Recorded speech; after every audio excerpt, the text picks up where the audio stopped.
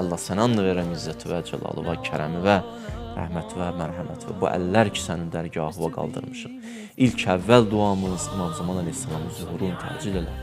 İlah bağışlamamış bizi bu dünyadan aparma. İmanla, təqva ilə yaşayıb, izzətlə bu dünyadan köçməyi bizə nəsib elə.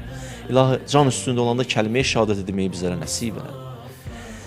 İlahi, xəstələrimizə tezliklə şifa-i acil inayət elə. Övladı olmayanlara övlad nəsib elə. Subaylarımıza gözəl ailə nəsib elə. Ailə müşkül olanların müşküllərini tezliklə həll elə. Borcu olanların borclarını verməkdə onlara yardımcı ol. Evsiz qardaşlarımıza ev nəsib elə. İşsiz qardaşlarımıza iş nəsib elə. İlahi, Ramazan ayının oruclarından bizləri məhrum eləmə. İlahi, Ramazan ayının gecələrindən bizi məhrum eləmə.